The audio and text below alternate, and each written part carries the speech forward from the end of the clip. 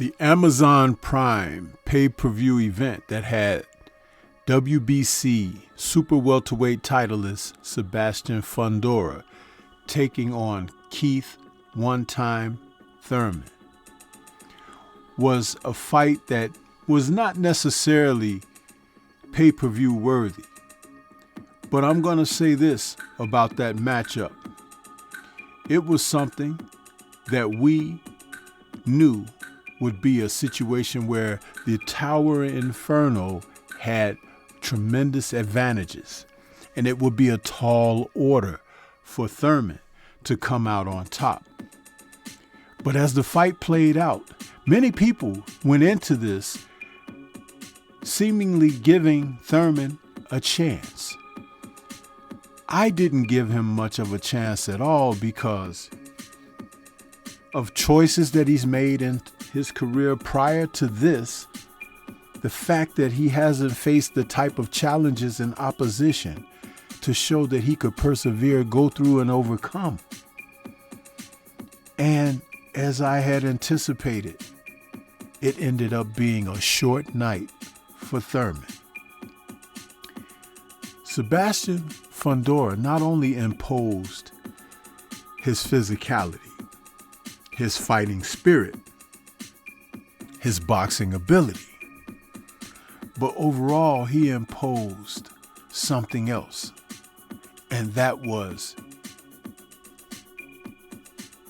his winning ability through tough fights. Let's talk about this further.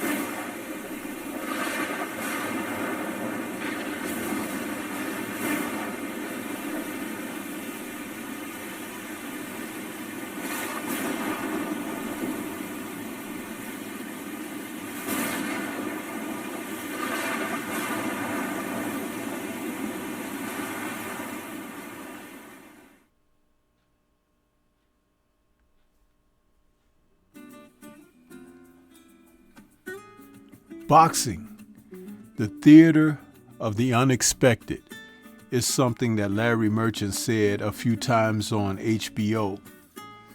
And lo and behold, if it is not that, the theater of the unexpected showed up for Sebastian Fundora versus Keith Thurman on Saturday, March 28th from Vegas.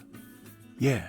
These two finally got it on. And the lead up to it, the MGM Grand, Thurman, who can talk a good show, but hasn't really had to face the type of opposition that threatened on Saturday.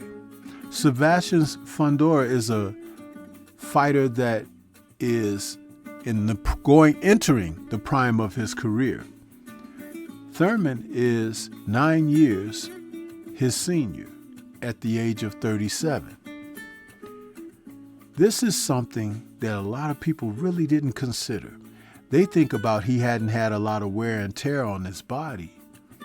But Keith Thurman has really checked out of boxing long ago.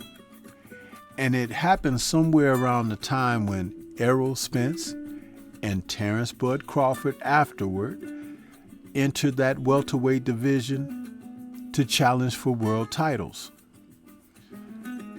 Thurman, who was once a unified welterweight titleist, seemingly backed away from the opposition at that time. He just didn't want to face those guys. So what in the world made him think that he would be able to get in there at an advanced age now and face the likes of Fundora, a man who has an 80-inch reach? is 6'7" to Thurman's 5'8.5". Once they were in the ring, just like I spoke about them at their face-off and press conferences, Fundora presented a picture that it really was based on how large the ring would be, how long Thurman would last. Now, it wasn't the smallest of rings, but it wasn't the largest either. I would love to know what was the actual dimensions, because as Thurman opened up with movement, which we knew he would try to do, it was a very short amount of time that it took Fundora to cut the ring off on him. And the other thing about that was the southpaw stance that Fundora stands in. Thurman was moving into Fundora's right hand, well, his left hand, the power hand, the wrong way to move against a southpaw, especially if you don't have something to offset that, like a right hand, which he couldn't throw because of the reach of Fundora. I don't believe that Thurman really had a plan in this fight, and he didn't fight like a man with a plan. He really took a lot of punishment here. And it was very unfortunate because we've seen Thurman get injured in fights, and he'll move and give people different looks and things of that nature. But in this fight, his movement was cut down to bare minimum. And after 3 rounds, I had said to myself, Thurman can't even hit Fundora. And when he did land something, he wasn't able to get the most on the shots because he had to be concerned about what was coming back. And lo and behold, Fundora, who's a tremendous inside fighter, once he started unleashing the uppercut, it was a foregone conclusion. I've never seen in Thurman's career where he looked as weary as he ended up showing in this fight. The damage that was sustained on his face from punches that he was being caught at the end of, full extension, full power, it was very unfortunate for him. But sometimes fighters have to learn the hard way. I had remarked that this was the type of fight that had Thurman taken on his contemporaries in the timely fashion of when they were supposed to meet, this was a type of fight that he could have possibly pulled out because of what he may have gone through. But see, he never went through the fire. He may try to argue and beg to differ, but the face of Errol Spence and Terrence Bud Crawford are faces of legacy that he turned away from. Those 2 men fought one another and fought almost everyone else around them. And guess what? It raised the level of their competitive spirits in games. This is something that Thurman didn't have, though he had the point of being a unified welterweight titleist years ago. But the game has passed him by. One time has finally become old time, and Sebastian Fundora ensured that it was the end time for Keith Thurman. And that's what it is, and there's not much more to say about it. Fundora is a formidable champion right now, and he's going to be a tough man to defeat in there.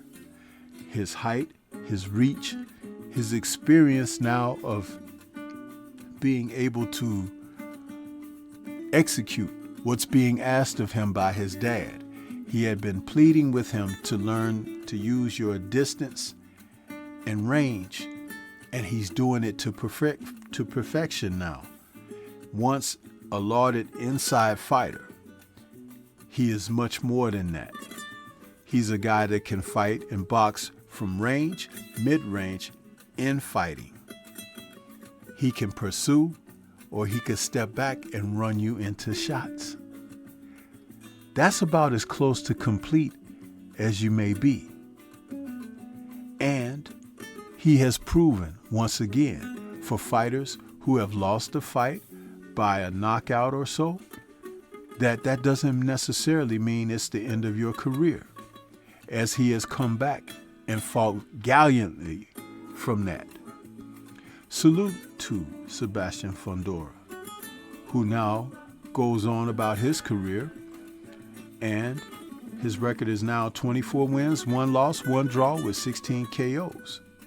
And Thurman is going on with his record dropping to 31 wins, 2 losses, and 23 KOs, and the first official stoppage on his record. We'll see what both men have in their future. This is Stormy B-Man.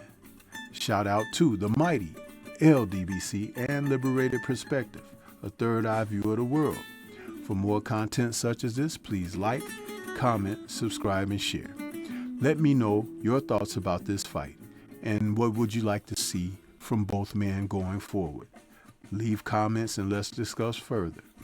Peace to everyone out there, and everyone please remain safe.